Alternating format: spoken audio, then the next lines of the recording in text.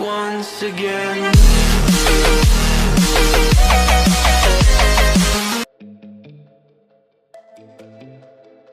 नमस्ते दोस्तों, सौरभ टेकी चैनल में आपका स्वागत है। आज हम बात करेंगे इंडेक्स फंड के बारे में। क्या है इंडेक्स फंड, कैसे काम करते हैं इंडेक्स फंड, इनके बेनिफिट क्या क्या हैं, टाइप ऑफ इंडेक्स फंड क्या क्या होते हैं, index fund versus active funds, index fund में रिस्क मैनेजमेंट कैसे करें, इंडेक्स फंड में टैक्सेशन कैसे होता है। कुछ बातें करेंगे टैक्स लॉस हार्वेस्टिंग के बारे में, हेज फंड के बारे में, डिविडेंड डिस्ट्रीब्यूशन टैक्स के बारे में। इन टॉपिक्स में डिटेल वीडियो आपको हमारी म्यूचुअल फंड प्लेलिस्ट में भी मिल जाएंगी। इंडेक्स फंड एक प्रकार का म्यूचुअल फंड है जो स्टॉक मार्केट के इंडेक्स को ट्रैक करता है। यह एक पैसिव मैनेज इन्वेस्टमेंट स्ट्रेटजी है जिसमें फंड मैनेजर इंडेक्स के हिसाब से स्टॉक को खरीदता है और बेचता है। इंडेक्स फंड में पैसिव मैनेजमेंट होती है। इंडेक्स फंड में फंड मैनेजर एक्टिव मैनेजमेंट नहीं करता है, यानी फंड मैनेजर इंडेक्स को ट्रैकिंग करता है, इंडेक्स को फॉलो करता है। इंडेक्स फंड में फंड मैनेजर इंडेक्स के हिसाब से स्टॉक्स को खरीदता है और बेचता है। इंडेक्स फंड में स्टॉक की एक डाइवर्सिफाइड पोर्टफोलियो होती है। इंडेक्स फंड लो कॉस्ट होते हैं, यानी इंडेक्स फीस फंड्स में मैनेजमेंट फीस कम होती है। इंडेक्स फंड लो रिस्क होता है। इंडेक्स फंड के क्या क्या फायदे हो गए, एक तो हो गया लो रिस्क होता है, लो कॉस्ट होता है, डाइवर्सिफिकेशन अच्छी होती है, इजी टू अंडरस्टैंड होते हैं और लॉन्ग टर्म में बहुत अच्छी ग्रोथ देते हैं। इंडेक्स फंड के कुछ टाइप्स हो गए, जैसे इक्विटी इंडेक्स फंड हो गया, डेट इंडेक्स फंड हो गया, बैलेंस इंडेक्स फंड हो गया, सेक्टोरियल इंडेक्स फंड हो गया, इंटरनेशनल इंडेक्स फंड हो गया। इंडेक्स फंड एक अच्छा इन्वेस्टमेंट ऑप्शन है जो आपको आपके पैसे को ग्रो करने में आपकी मदद करता है। कुछ पॉपुलर इंडेक्स फंड हैं Nifty index fund, Sensex index fund, BSE 100 index fund, NSE 50 index fund, S&P 500 index fund. अब बात आती है इंडेक्स फंड काम कैसे करते हैं। इसमें इंडेक्स सिलेक्शन होती है, यानी इंडेक्स फंड एक स्पेसिफिक इंडेक्स को सेलेक्ट करता है, जैसे कि निफ्टी या सेंसेक्स। फिर इंडेक्स फंड उस इंडेक्स के हिसाब से स्टॉक्स को सेलेक्ट करता है। फिर इंडेक्स फंड एक पोर्टफोलियो क्रिएट करता है जो इंडेक्स के हिसाब से उन स्टॉक्स को होल्ड करता है। इंडेक्स फंड का ऑब्जेक्टिव है कि इंडेक्स के रिटर्न को ट्रैक करे और ट्रैकिंग एरर को मिनिमाइज करे।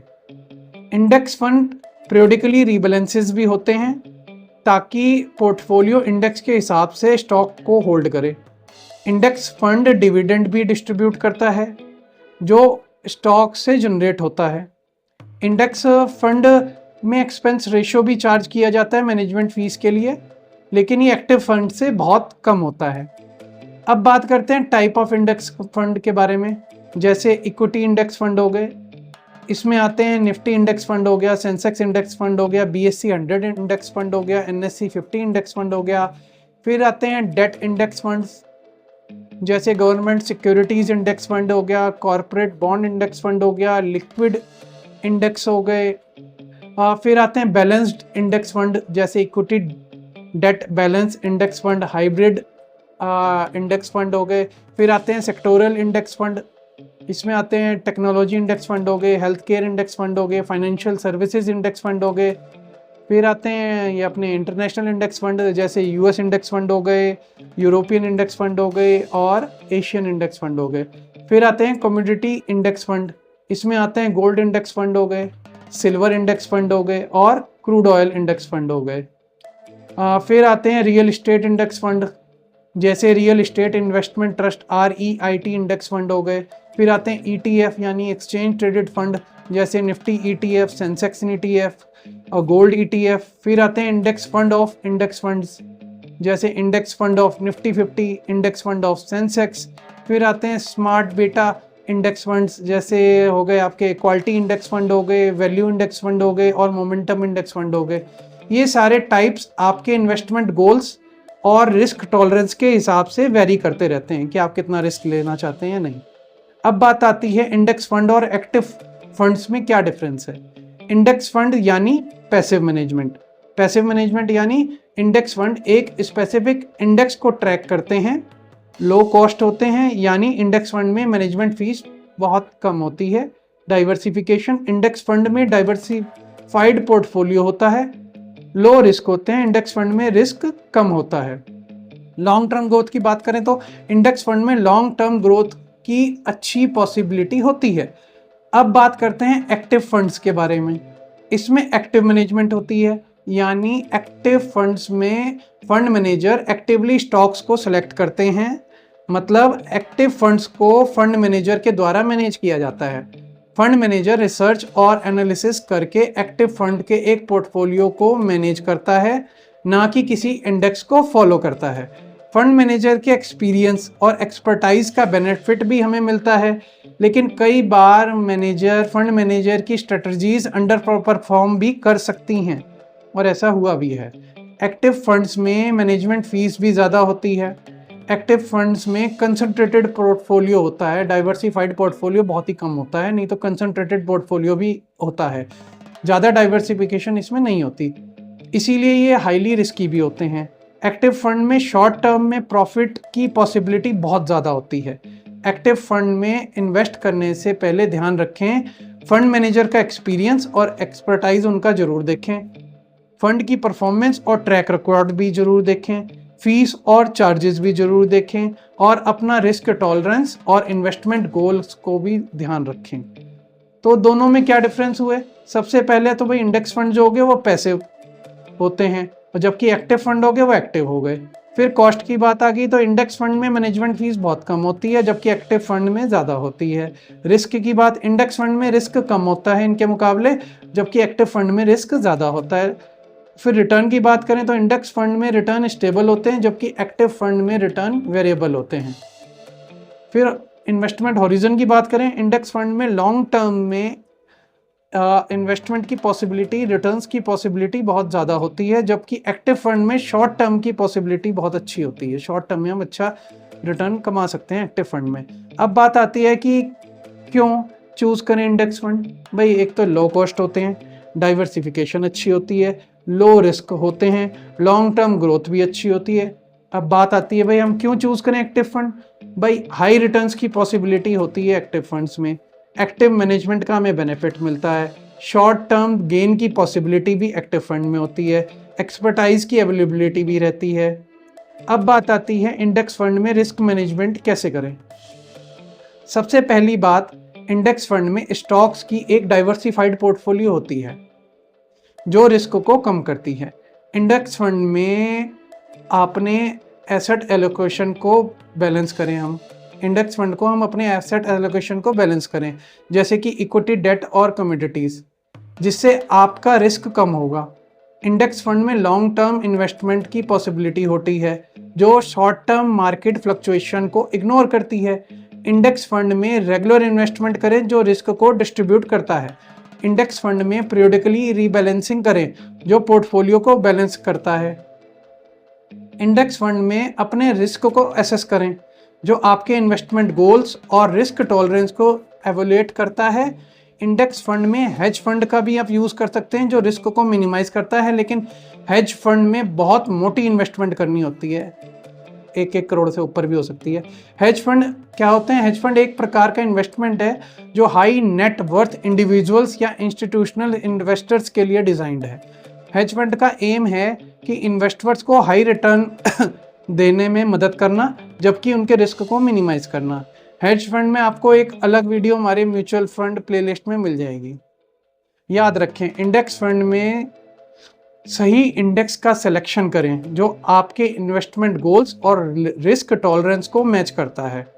अब जानते हैं कि इंडेक्स फंड में टैक्सेशन कैसे होता है। इंडेक्स फंड में short term capital gain tax तब लगता है अगर आप अपने यूनिट्स को 1 साल से कम समय में बेच देते हैं। टैक्स रेट आपके इनकम टैक्स स्लैब के हिसाब से लगता है। टैक्स कैलकुलेशन में इंडेक्स फंड की बाइंग और सेलिंग प्राइस का डिफरेंस को कंसीडर किया जाता है। अब बात करते हैं long term capital gain tax के बारे में। इंडेक्स फंड में long term capital gain tax तब लगता है अगर आप अपने यूनिट्स को 1 साल से ज़्यादा समय में बेचते हैं। टैक्स रेट 10% से और 20% के बीच में होता है, जो आपके होल्डिंग पीरियड और इनकम टैक्स स्लैब के हिसाब से डिसाइड होता है। टैक्स कैलकुलेशन में इंडेक्स फंड की बाइंग और सेलिंग प्राइस का डिफरेंस भी कंसीडर किया जाता है। अब बात करते हैं डिविडेंड डिस्ट्रीब्यूशन टैक्स के बारे में। इंडेक्स फंड में डिविडेंड डिस्ट्रीब्यूशन टैक्स लगता है जब फंड डिविडेंड डिस्ट्रीब्यूट करते हैं। टैक्स रेट इसमें 10% होता है और टैक्स कैलकुलेशन में डिविडेंड की अमाउंट को कंसीडर किया जाता है। टैक्सेशन के लिए आपको फॉर्म नंबर 16A और फॉर्म नंबर 26AS की ज़रूरत होती है। टैक्स प्लानिंग के लिए कुछ टिप्स हैं भाई। लॉन्ग टर्म इन्वेस्टमेंट करें कि ताकि आपको long term capital gain tax लगे। टैक्स लॉस हार्वेस्टिंग करें ताकि लॉस को ऑफसेट करा जा सके। और टैक्स प्लानिंग के लिए आपको प्रोफेशनल एडवाइस हमेशा लेनी चाहिए, तभी आप अपना टैक्स बचा सकते हैं। अब टैक्स लॉस हार्वेस्टिंग क्या होती है? टैक्स लॉस हार्वेस्टिंग एक तरीके का प्रक्रिया है या तरीका है जिसमें आप अपने म्यूचुअल फंड में इन्वेस्टमेंट में होने वाले नुकसान को कम कर सकते हैं। ये कैसे? मान लीजिए आपने म्यूचुअल फंड में इन्वेस्ट किया, कुछ म्यूचुअल फंड में आपको नुकसान हुआ, आप उन फंड्स को बेच देते हैं जो नुकसान में हैं।